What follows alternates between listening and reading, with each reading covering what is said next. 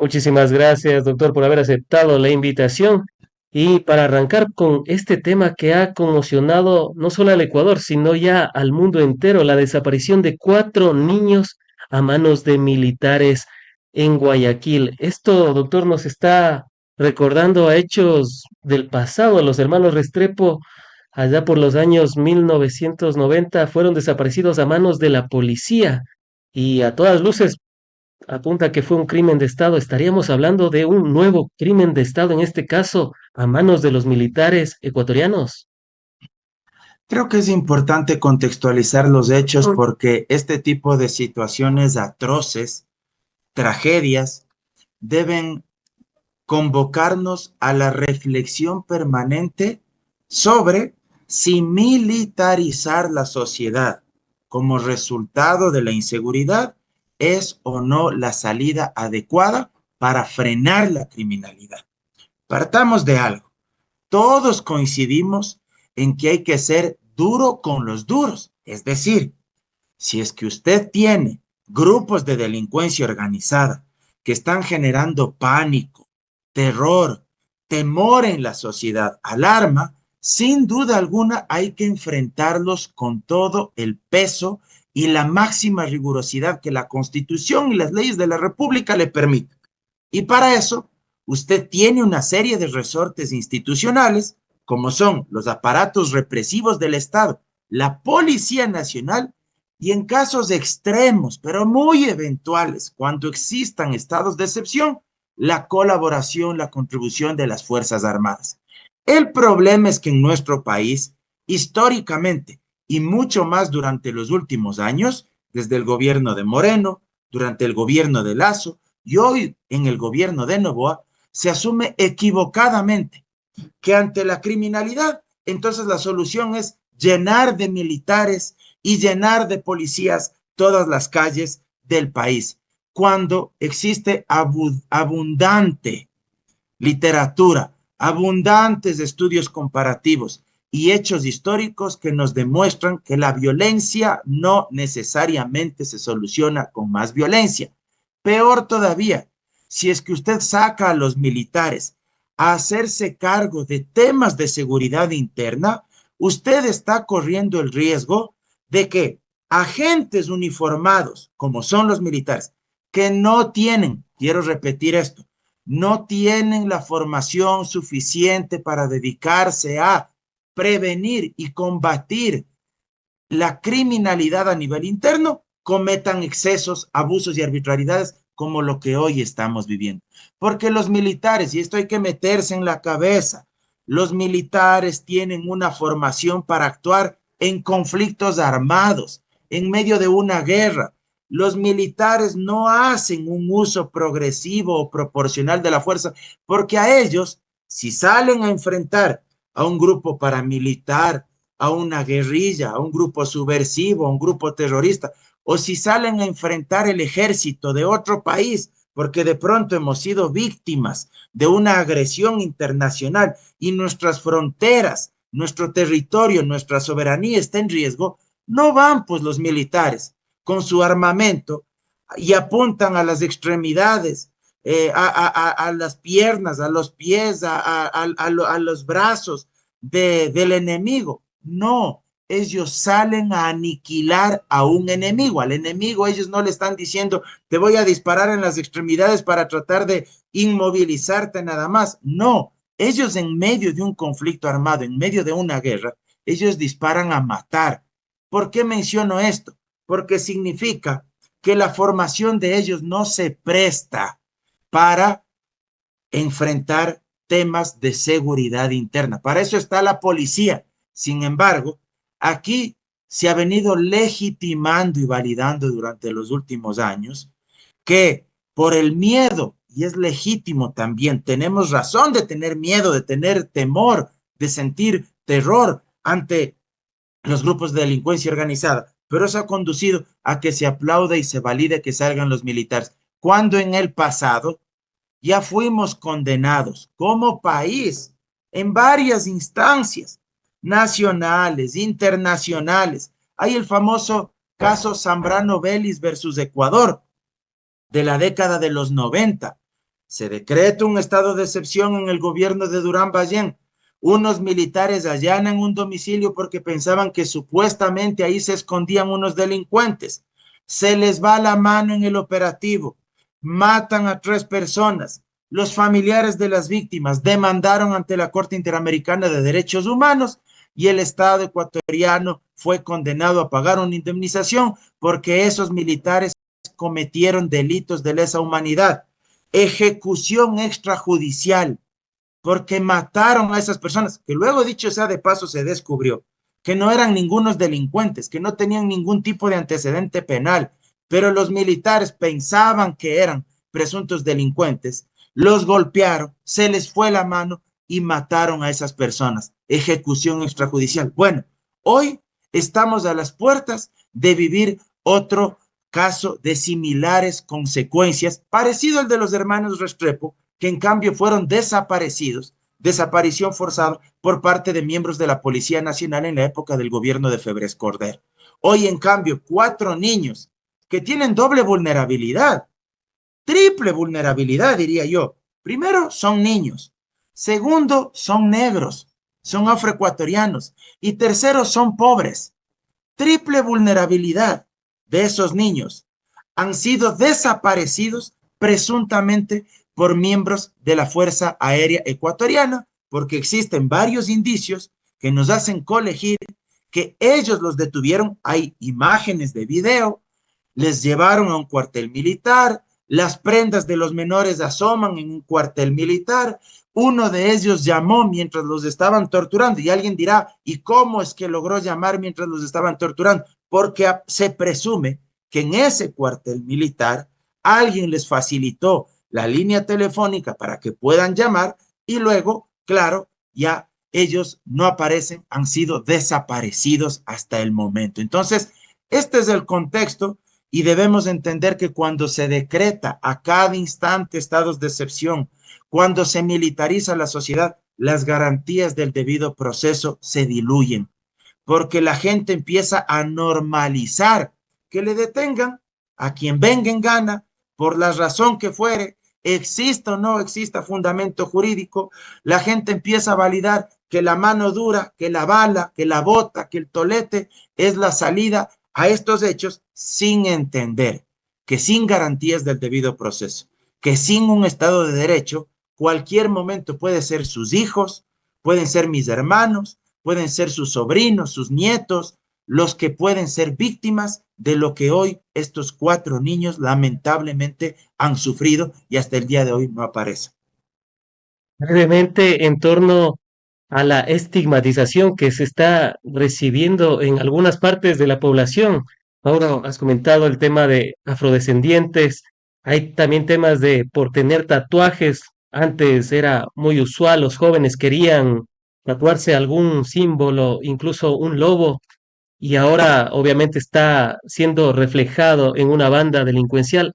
Es fruto de la paranoia que se está viviendo actualmente, fruto del miedo que se ha implantado a través de estos últimos años. Recordemos que en el 2017 Ecuador era el segundo país más seguro de la región, con una tasa de 5,8 muertes violentas por cada 100.000 habitantes. Sin embargo, en 2023 tuvimos una tasa de 44 muertes por cada 100.000 habitantes, lo cual nos ha convertido en uno de los 5 países más inseguros del mundo, ni siquiera de la región, sino del mundo. Y este año no es que vaya a variar mucho. ¿Será por eso el miedo? También los militares se sienten así como obligados a, a detener de manera injustificada, porque bueno, no se puede, no hay ningún parte, no hay algo que diga sí se los detuvo porque estaban haciendo algo malo, estaban yendo a jugar un partido de fútbol y los detienen, Mauro, o sea, es fruto de la paranoia.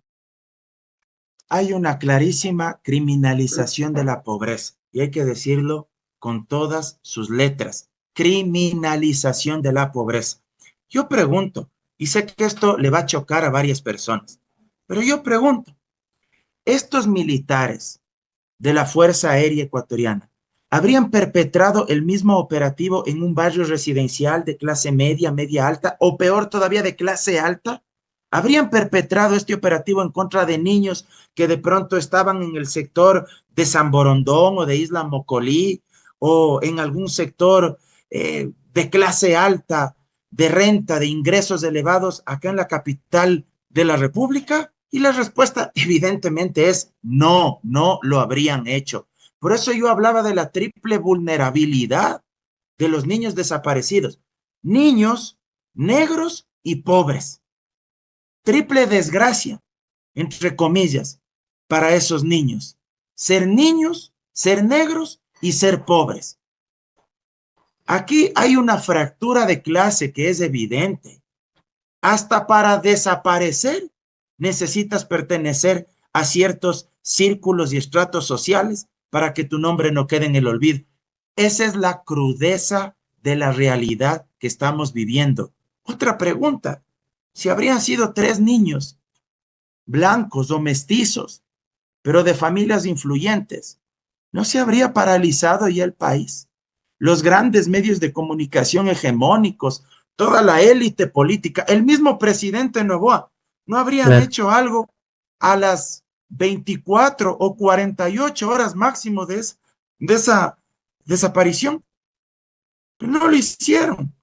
Lo han hecho 14 días después. 14 días después. ¿Por qué? Por el empuje y por la dinámica propia de las redes sociales, que generó una crisis en el gobierno. Y también hay que decirlo, por la actuación oportuna también, y yo debo dejarlo sentado, la presidenta de la Asamblea Nacional, que de las autoridades del Estado fue la única que actuó con rapidez y con sensibilidad, convocando a sus colegas asambleístas para que se pronuncien y exijan a los ministros de Estado y al gobierno a que hagan algo. La gente tiene que recordar este dato. 14 días se demoró el gobierno nacional. Hagamos el contraste en nuestra mente. ¿Habría pasado lo mismo si se trataban de otros niños, de otras condiciones socioeconómicas, con otros apellidos, con otros orígenes, de otros grupos étnicos? Yo creo que esto debe convocarnos a la profunda reflexión. Y aquí se criminaliza la pobreza, se estigmatiza las apariencias, y esto se veía venir. Cuando Noboa empezó a militarizar la sociedad a cada instante, ya se advertía que iban a existir excesos. Y a quienes decíamos esto, se nos criticaba y se nos decía, es que estás a favor de los delincuentes, es que estás a favor del narcotráfico. Cuando ya salieron videos, yo recuerdo uno que fue muy impactante, de un menor en Guayaquil, que le daban de planazos y que le pedían que se raspe él mismo un tatuaje que tenía en el pecho y que se arranque la piel prácticamente. Mucha gente aplaudió y dijeron es que eso es lo correcto, porque hay que evitar que se metan en los grupos de delincuencia organizada, sin entender que esas arbitrariedades y abusos, como hacerles cantar el himno nacional y hacerles y darles de planazos en las nalgas, desnudarles y hacerles correr desnudos, esa era la puerta que se estaba abriendo para que hoy vivamos lo que se está viviendo. Y alguien dirá, es que a mí no me va a pasar, es que mis hijos son chicos buenos, ellos no tienen por qué sufrir esto. Vea, cuando empiezan a perpetrarse este tipo de violaciones a los derechos humanos, nadie está salvo, nadie. En Chile Podríamos, nadie se imaginó, en la Chile de Pinochet, o en la Argentina de Videla, o en la Paraguay de Stroessner, nadie se imaginó que iban a existir cientos, miles de desaparecidos y de torturados. Y fue po- escalando progresivamente. Y cuando quisieron reaccionar fue demasiado tarde. podríamos estar hablando de que ya se está abriendo la puerta a falsos positivos como lo que pasó en Colombia. Ahí hay miles de falsos positivos donde se demostró que militares vestían a campesinos de paramilitares. Podríamos estar a esas puertas de que los militares, para excusarse de este tipo de cuestiones, comiencen a vestir a chicos como GDOs, como de grupos de delincuencia organizada. Sería terrible, pero el caso de Colombia que tú traes a colación es un ejemplo válido, porque Colombia no vivió una dictadura clásica como la de Videla en Argentina o la de Pinochet en Chile.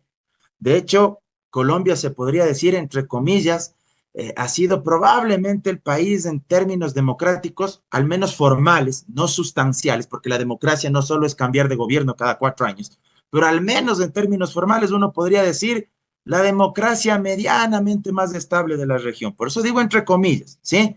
Porque Claro, tampoco estoy sacramentando lo que allá ha pasado.